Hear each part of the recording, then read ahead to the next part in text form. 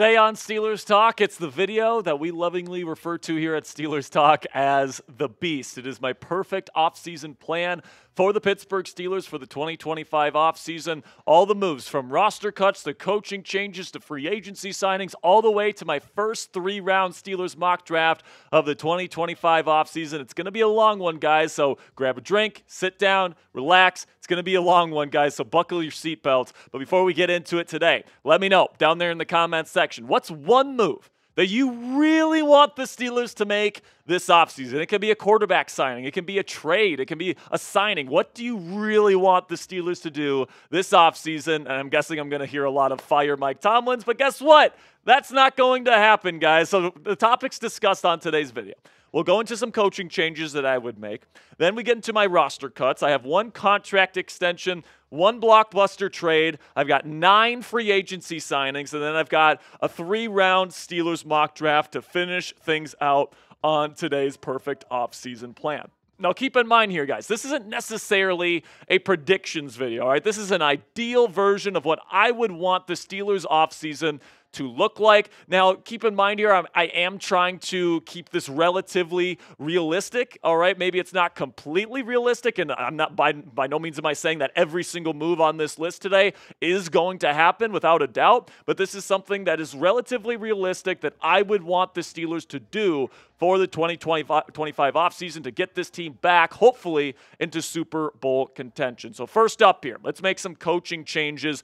And the first move that I'm going to have made here has nothing to do with the Steelers. I'm going to have the New York Jets hire Arthur Smith to be their next head coach. Now, I don't think this is going to happen, all right? But, this is what I would love to happen. And, hey, it's my ideal perfect Steelers offseason here. So in my perfect offseason, the Jets take on Arthur Smith as their new head coach, opening up the opportunity to hire a new offensive coordinator. And out of all the potential guys out there, the guy I would hire is former Saints offensive coordinator Clint Kubiak. Now, by the time this video gets out, he might have already signed as the offensive coordinator of the Seattle Seahawks. It certainly seems like Kubiak and Seattle are starting to really get close to a deal at the time of me recording this video. But at the time of recording, he's still available. So my perfect offseason would be to hire him as the new offensive coordinator, bring a Shanahan-style offense here to Pittsburgh, a new school version of the West Coast. And then also I would replace offensive line coach Pat Meyer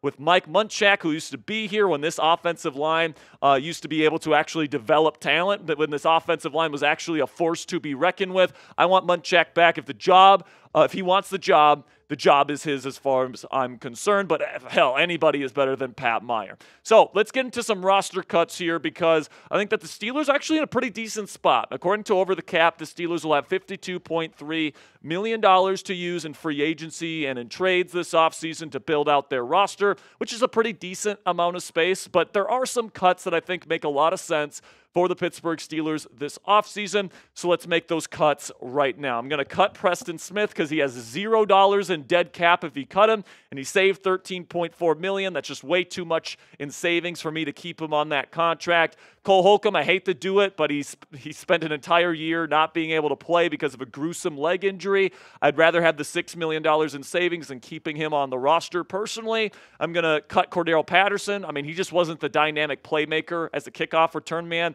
that the Steelers expected him to be this year. I would give him, or that's going to save $2.8 million. And then I actually thought Corliss Waitman did a really good job as the starting punter for the Steelers this year. Johnson's coming off a very big injury. It actually costs less to keep Waitman on as your starting punter. So I'm going to cut Cameron Johnston to save an additional $1.5 million heading into the offseason. Another thing that I'm expecting the Steelers to do here, guys, is I think they will extend T.J. Watt. Watt's the type of guy that this organization is going to want to make a Steeler for life. I've heard a lot of people suggest that the Steelers should trade him. I think that there's a valid argument for potentially trading T.J. Watt, especially if you can get a first-round pick. But I think we all know this organization, man. They value defensive superstar level players, and that is what T.J. Watt is. So I expect his extension to be the highest in NFL history at the edge rusher position. I think he's going to get 3 years, somewhere around the range of $34.3 million per season. That would make him the highest paid edge rusher of all time, beating out Nick Bosa, who's currently at $34.0 million per year. Another move that I'm expecting the Steelers to make this offseason is I think they're going to trade George Pickens. I would love for the Steelers and Pickens to figure something out because he's a massive talent. I love watching George Pickens play, but his professionalism, his punctuality, his emotional control, quite frankly, and honestly his effort level have been big question marks and honestly red flags in his game through these first 3 years. And after 3 years, and they haven't really gotten better. They've arguably gotten worse. I think that that's going to be the final straw for the Steelers, and they will try to trade him this offseason. And honestly, I think that you'd be lucky to get a third-round pick here, but it's my perfect offseason, so I'm going to have the Patriots, a team that is known for taking chances on kind of these I don't want to call Georgia a head case, but you guys know what I'm talking about here. Behavior cases here like George Pickens. I'm going to have them send the Steelers the 77th overall pick in the 3rd round for his services heading into 2025. So the updated cap space after the George Pickens trade, after the cuts, all that stuff, the Steelers will have $79.5 million in my offseason plan here. And coming up here, we're going to use that cap space. I got 9 free agency signings that I'm proposing for the Pittsburgh Steelers this offseason. And then we have a 3-round Steelers mock draft with 4 picks in it because we just got an additional 3rd rounder for George Pickens. So before we get into free agency and my first mock draft for the Steelers this offseason, go ahead and check out our sponsor today at GameTime, which is the best place for you to buy tickets for the sports, music, comedy, and theater in your area. GameTime has a new feature called GameTime Picks that makes you getting tickets for live events even easier. GameTime Picks filters out the fluff to show you only incredible deals on great seats, so you don't have to waste time searching through thousands of tickets. All you have to do is select the GameTime Picks button at the top of the screen when you click into an event you want to go see, and GameTime automatically filters through their entire database of tickets for that event to find you the best deals with the best prices, with the best views, so you and your family can get the best deals on whatever tickets you buy to any live event. What I love about using the GameTime app and why it's the only ticketing app I have on my phone right now is you get the lowest price guarantee on any ticket to any event, all-in pricing so you don't get slapped with a crazy fee at checkout, and flash deals so you can get even cheaper tickets the closer you wait to game time. Take the guesswork out of buying tickets with GameTime today. Download the GameTime app, create an account, and use code CHATSPORTS for $20 off your first purchase. Terms do apply. Again, create an account and redeem code CHATSPORTS. It's one word, all caps, CHATSPORTS for $20 off. Download GameTime today. What time is it? Game time. So in my perfect offseason plan here, I think that the best case scenario for the Steelers is Geno Smith at quarterback. And the contract here, 3 years, $25.8 million. I'm going to have it be around $17 million in his first season here in Pittsburgh. And then I am going to actually make it around $30 to $31 million on the final 2 years of his deal. The reason for that is that if the Seattle Seahawks end up releasing Geno Smith, they are going to have to pay him a certain amount in guaranteed dollars. For me, paying Geno a lower amount heading into next season, that allows me to pay him more in future seasons, and he gets paid around the same amount of money, about $30 million in his entire tenure here in Pittsburgh. And the reason why I think it's the best case scenario, guys, is because he's got excellent arm talent, and I think that he really fits what the Steelers want in a starting quarterback with Arthur Smith leading the way as offensive coordinator. But also, if you get in Clint Kubiak, it's a very similar style of offense. I think he's a perfect fit for Clint Kubiak as well. And I do think that he is the best upgrade option over Russell Wilson available to the Steelers this offseason. You guys can just take a look at what the Steelers are looking for in a quarterback, and I think that no other quarterback checks as many boxes here than Geno Smith. Experienced playoff veteran. He's played in playoff games before, and he's on the other side of 30. The scheme fit with Arthur Smith. I think he rips the ball over the middle of the field with great arm strength and touch and all these different things. Also, he can play in the AFC North. He's played in Seattle where it rains all the time. It's windy there. I have no concerns about Geno being able to play in the AFC North. He's a high-end downfield passer. He might have the most underrated arm talent in all of football, honestly. He is a super talented passer. And then also, this is probably the one that's a bit more questionable, but I think with better pass protection than what he had in Seattle there, I think he's going to be able to protect the football better than he did with the Seahawks. All right, and then the wide receiver that I'm going to pair with him after trading George Pickens away is Devonte Adams. Right now, Spotrac projects his market value at 2 years, $13.6 million per year. So if he's willing to take that contract, I'm going to take it. All right, I think it's going to be maybe closer to around $20 million per year, maybe slightly more than that in real life. But if Spotrac's going to give me Devonte Adams for 13.6, I am absolutely going to take that. He's still, in my opinion, a top 10 route runner in all of football. His release package is insane. He still plays with good size and hands, and I think that having that true route running technician on this offense would be huge for Geno Smith to utilize in 2025. Then I'm going to make a splash at corner here by getting a really good man corner that plays for the Detroit Lions this year. That's Carlton Davis III.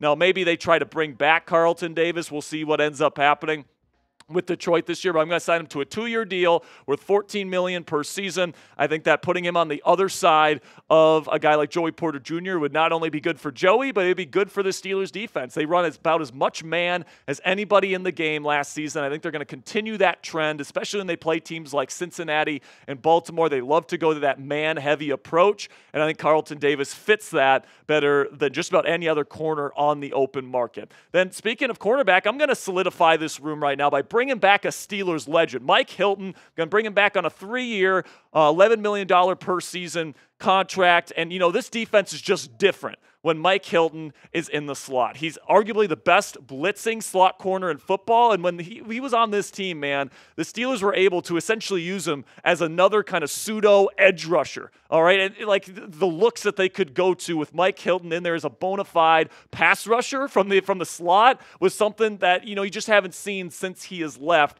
for Cincinnati. So I want to bring him back. I think that it's going to be huge for this defense, and I'm willing to pay him $11 million per year to make it happen. So the new cornerback room, I think that this is much improved compared to what it was last year with all the miscommunications, all the bad coverage and man coverage with Dante Jackson, etc. I'm taking Joey Porter Jr. as the number 1 guy. Carlton Davis is going to be kind of like a 1B option back there as well. Both of them really good in man coverage, in my opinion. Then you got Mike Hilton in the slot. Corey Trice Jr. is your dime. He did a great job in that role early in the year this year. And then your backup slot, in case Hilton gets injured, is Beanie Bishop Jr. I think that's a really good backup option. But, I'm not comfortable going with Beanie as your starting nickel next year because he just doesn't have the size to be effective as a full-time starter, in my opinion. Then I'm going to bring back a Landon Roberts on a 1-year, $4.5 million per season contract. But I'm going to move Peyton Wilson up to the starting inside linebacker position. This will actually be a demotion for a Landon, who's going to be more of an early down specialist in this defense. But I think that he wants to be in Pittsburgh. I think that he loves playing for the black and gold. And you can never have enough really, really good run defending inside linebackers who can also blitz. So I'd love to bring back a Landon as a third inside linebacker option for next year. Then in terms of being a third safety, we know how much the Steelers like to go to kind of like a 3-safety look. I'm going to bring in Isaiah Simmons on a very team-friendly contract here, $3 million per year on just a 1-year contract. I want to see what he can do. But in terms of being a chess piece to fill that kind of Terrell Edmunds role as a bigger safety type, in a 3-safety package along with Minkah Fitzpatrick and Deshaun Elliott is something I would love to see. You can put Simmons in the slot. You can put him as kind of a linebacker on pass-heavy situations, and you can use him as a strong safety or as a third safety option to move him around. You can disguise coverages. You can do a lot of really fun stuff with Isaiah Simmons on your defense, and I think he's going to come relatively cheap, so I'm willing to make the move. Then in terms of the backup quarterback, if Geno Smith, God forbid, gets hurt, I want to have a high-end backup so the season isn't completely lost, and Jacoby Brissett is the type of quarterback I want to have backing up this football team. Brissett has shown himself to be a really high-end backup, a low-level starter. But in the right system with good pass protection, with receivers that get open in a solid offensive scheme, Brissett's shown that he can be more than a capable NFL quarterback as a starting option. So I think that the high-end veteran backup options for the Steelers look like this offseason. I would prefer Brissett, Dalton, or Taylor over Winston, Flacco, and Wentz, but these are probably the best options at the Steelers' disposal this offseason. Speaking of former Washington Commanders, I'm going to bring in Cornelius Lucas, swing tackle, on a $2.8 million contract here for 1 season. And the reason why I want to bring in Lucas is because he has experience playing on both the left and right side as a starter in this league. He played quite a bit for the Commanders this past season, and he was pretty good. He was arguably the best tackle on the Washington Commanders this season.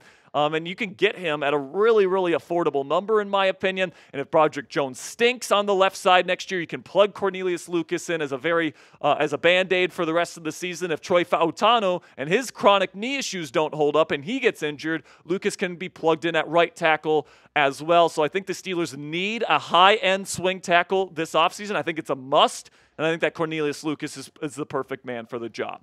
And then another guy that I think that they're going to bring back here is Nate Herbig. I think that they want a backup center, and Herbig is a guy that they trust, not to mention the family connections. The Steelers love those family connections. So I think they get Herbig on a very affordable $2.5 million contract to bring him back for 2025. So lastly here, I've got my 3-round mock draft for the Steelers. It's my first mock draft of the offseason here. So without further ado, let's reveal who I have the Steelers taking in round 1. In a perfect scenario, I think the Steelers get Ashton Jeanty out of Boise State. I thought he should have won the Heisman Trophy this year. The contact balance is insane. And if anybody is going to have an Ezekiel Elliott type effect on the Steelers this year, which is kind of what they need. They need somebody to come in year 1 and be that superstar level guy immediately. I think that could be a complete game-changing move for the Pittsburgh Steelers. And I think Jeanty gives the Steelers the best chance at doing that. I like other guys in this draft. I like Omarion Hampton. I like Caleb Johnson. I like Dylan Sampson.